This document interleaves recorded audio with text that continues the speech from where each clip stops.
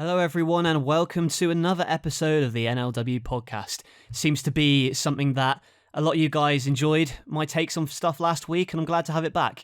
And it's quite therapeutic really to have a platform where I can just kind of give my thoughts on wrestling, give my thoughts on where I'm at with the NLW stuff, and really just kind of talk to you guys in an indirect way whilst giving updates at the same time, and talk about some fun stuff like the episode of SmackDown I watched from 2008, which cheered me up quite a lot for some reason, but I will go into that later on in this video. Let's start off though with how I normally start these podcasts off, and that's by talking about what I've been working on for NLW this week. I've been continuing to film Metal Wrestling Revival, so I've just finished Samoa Joe versus Drew McIntyre, and I may have mentioned it last week, but now it's all finished and edited, so hopefully that will be the opening match at Revival. There's also other matches that I'm planning on editing in the next week or so, which are the heavy metal tag titles and the Knockouts Championship match, and they'll both be announced what matches those are this Saturday. And I'm thinking I'm going to make them pick fed, just because it's less of a strain on me personally, just to try and get more matches out there really for the show. And if people respond well to it, I might do more kind of pre-show matches like that in the future. So we'll see. I'm still determining what I'm going to do when I'm uploading stuff. I've also been starting to finalise and write episodes of NLW 24/7. So Backlash came out, got a decent response to it. All Out's going to be next weekend. Not this weekend, the weekend after I should say. And then One Night Stand on the 10th of September. So there's also going to be another show after that. And then I'm thinking about winding down NLW 24/7, just because, I don't know, I feel like I've reached a point with it now where I've kind of exhausted all options with it. I'm happy with how it's turned out and this kind of experiment of this new series. It's lasted over 2 years now. It will do. But I'm pretty happy to kind of put the brakes on it for now and really focus on the WrestleMania stuff heading into NLW WrestleMania and focusing on NLW and Metal, that kind of thing. So, I don't know if it's going to end entirely or if I'm just going to put it on a break, but that's something I still need to discuss, and I might discuss it more in the podcast next week. I've also been looking at ways of making new match cards and trying new match layouts and stuff of that nature. So, for instance, I've just started work on the WrestleMania match card, the graphics for it. In fact, I think I've completed all the matches now in terms of like the match graphics, and they look really sick. And it's a good motivating factor to see them and know what you're working towards, really. So that's something that I've got kind of in the back of my mind, really, where I'm happy with how it's looking on paper and seeing the match graphics, for instance, Finn Balor versus Jeff Hardy.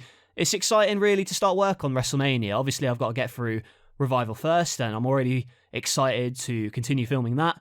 But with WrestleMania as well, that'll be kind of, not the end of an era, but certainly something like a big project that I'm really looking forward to getting my teeth sunk into, if you see what I mean. But that's all the NLW news. In terms of wrestling figure news, not really a lot to note at the moment. I will say, though, I did see recently a pre-order come up for the Spongebob Ultimate Edition figures, which looks sick. So you got, SpongeBob, Sandy, Squidward, and Patrick. They all went on a pre-order at the moment, and they all look fantastic. And I have to say, I'm really gutted that they're kind of expensive, so I'm going to be smart with my money a little bit and kind of back off of those for a little bit. But again, that's kind of a non-wrestling thing that I just kind of wanted to bring up because they did look sick. If you haven't seen them yet, go and check out the SpongeBob Super 7 figures. They look pretty cool. I've also pre-ordered some figures from the Greatest Hits line. So, your Jake Roberts, who else is there? Bam Bam Bigelow, Undertaker, Rey Mysterio, and others. Just a cool looking set that I'm excited to add to my collection. And I've also just recently bought the new Elite 94 Edge, as I want to use that for the barbed wire match, as well as a Seth Rollins, the Elite 93, which I want to use for a future match. For maybe I'll even use it for WrestleMania. I'm still figuring it out at the moment, but both are great figures. I've also bought a Sensational Sherry to complete the Dominic Mysterio, which looks even weirder for some reason with the legs, but anyway, that's another point. So apart from that, not really any new news coming from like the wrestling figure world. I feel like the San Diego Comic-Con, as I was talking about last week, they released all the news about all these big time figure releases coming up in the next year or so. And also, I will mention as well, I'm wondering when the new generation ring is going to ship. That's something I'm looking forward to getting in the flesh in hand. So I remember they said August 2022 this time last year. So we'll have to wait and see when that does become available. So we'll go into wrestling news now. So in the world of wrestling, Triple H has continued to set the wrestling world ablaze with more returns from NXT. So we've had the return of Dexter Lumis and Hit Row this week. I think both acts can be are good for the main roster. More characters is what they need, and I think they're two wacky characters that can be kind of assimilated into the programming. Well, not wacky, but kind of over the top. In Hit Row's case, wacky in Dexter Lumis's case, but I'm very much on board with the whole thing. It seems like they're gaining some momentum, and especially because Clash at the Castle's coming up, and I'm very excited to see that show in person. And what else did we see this week? We saw a great episode of Dynamite. Moxley beat Edge. I'm thinking about my show, which, that's not a spoiler, by the way. That's just me mixing up my names. Moxley beat Jericho. That's it. Moxley beat Jericho at the Quake by the Lake show. And after which, CM Punk has made his big return to AEW, and hopefully this is the kick up the backside that AEW needs to really move forward. It looks like Kenny Omega will be returning next week for the Trios tournament, which would be sick. So it really does feel like AEW is gaining some momentum now. They're heading into All Out in a couple of weeks' time. And it's good to see because, the more wrestling companies that do well, the better the wrestling is for everyone, really. So very much happy with how things are going there. And this isn't really wrestling news, but just kind of a story I wanted to talk about. The other day I wasn't feeling too good about NLW, to be honest. I was feeling a bit depressed about the whole thing. Sometimes you just kind of get a bit of self-doubt. And, as a creator, I'm sure if you've made a pick fed, you've sometimes not been happy with the stuff you put out. And, I had those worries as well. So I thought, you know what, screw it, I'm going to take an afternoon off. I'm just going to put on an episode of wrestling that I really enjoy. So I took a random episode of SmackDown from 2008. And I forgot how much the nostalgia was going to hit me because I felt like I was transported back to that time when I was like 10 years old watching it. It's so weird. Like, obviously, it wasn't a great time in wrestling in general, 2008. I mean, there was some good stuff in there, and this wasn't even a particularly good episode, really. But I put on the 4th of July episode from 2008. I had some sick segments on it as well. I had an interesting opening with Triple H on the VIP lounge. It had Edge kind of breaking down throughout the show, wanting to call the wedding off with Vicky. What else was there? You had Jesse and Festus, some more wacky characters like that. And Jeff Hardy and John Morrison had a really good match, and there was a really fun fatal four-way for the United States Championship. So, being transported back there again, it's kind of motivating in a way to kind of watch old wrestling. It really reminds you where, you first became passionate about wrestling. If I could say anything about motivation, maybe go back and watch old wrestling, honestly, because it's, all wrestling from times that you remember fondly, from whether that was when you first got into it, whether it's a match you really enjoy. I think it's really good for just kind of getting you out of a funk, really. And this is what I felt really helped me this week. So, yeah, just being transported back to when Jeff Hardy was king of the world, really, getting pushed. Triple H's WWE champion. I remember being a massive Triple H mark when I was a kid. Edge as well. Just a really fun time to be a wrestling fan, really, especially like SmackDown and that, because that was firing on all cylinders at the time. But yeah, like maybe go back and watch that episode because it was quite fun, and it flew by. That's one thing I wish that Raw was these days. It was a bit shorter, but it's still decent, and I still get that kind of nostalgic feeling sometimes from watching the current product because there's still elements of segments I enjoy quite a lot. So we'll go on to my match and wrestler of the week. Obviously, this is going to be a shorter podcast this week. Sometimes it's going to be longer. Sometimes it's going to be shorter, but I'm not going to try and ramble on for 20 minutes if I've not got anything to say, I just want to give like an update as to where things are.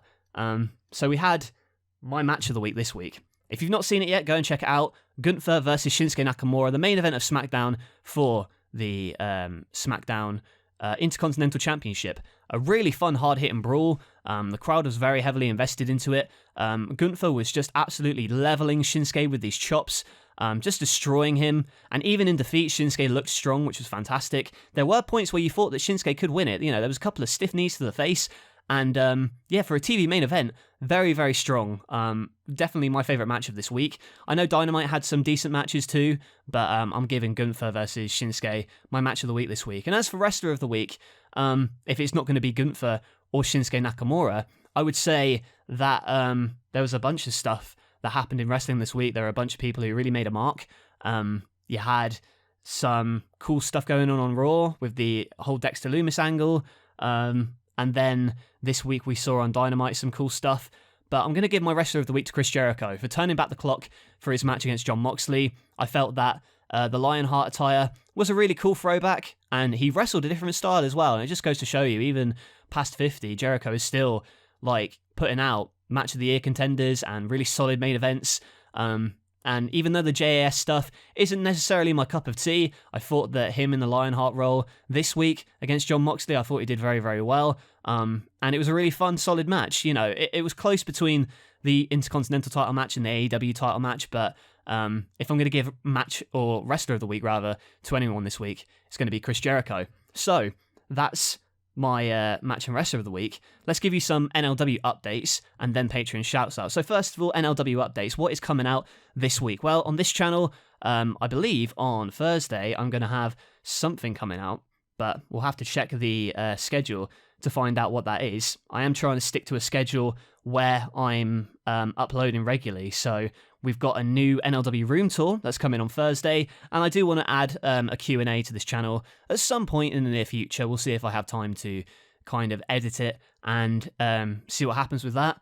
On the main channel, we've got Metal Wrestling Episode 2, the final episode before Revival, and that is going to be taking place this Saturday, and then the Saturday after that is NLW 24/7 All Out. The Saturday after is the Road to Revival. The Saturday after that is One Night Stand, and then Revival will be uploaded. So I think that there's, I've got the schedule locked down at the moment. I know what's going on, and there may be even some bonus content on this channel in the near future.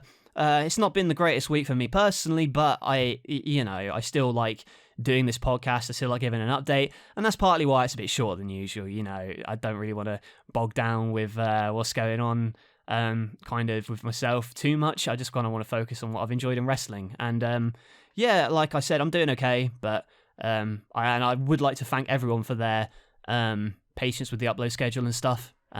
So thank you as well for the response to the podcast last week, and give me a response to the podcast this week. Is there any wrestling that you go to when you're kind of falling on hard times? Is there anything that brings you joy in wrestling, like any particular show or episode? Let me know in those comments below. I'll shout out my patrons real quick. These are the people who keep the channel running, and again, I'm going to try and shout them out as best I can here. Thank you to Kid Zap, Outros World, Casey Hellschool, Devin Downlin, Ryan McCarthy, Cupid, Anthony Hill, Cringe God, Flynn Lampkin, John, and Remy Montoya. I'm not going to advertise the Patreon yet because I've still paused billing on it, but once it's back up and running, I'll let you guys know. There's still going to be content for the people listening on Patreon over the next couple of weeks, so bear with me with that one. It has been a record scorcher of a week here in the UK, which is probably why this episode is going to be a tiny bit shorter, because I am exhausted and I'm going to go and have a lie down. Thank you for listening to the podcast. If there's any topic you want me to talk about next week, maybe to fill some time, let me know. I'd be happy to kind of collaborate with you guys as to what you'd want to hear on this podcast. Thanks for listening, guys. Take care.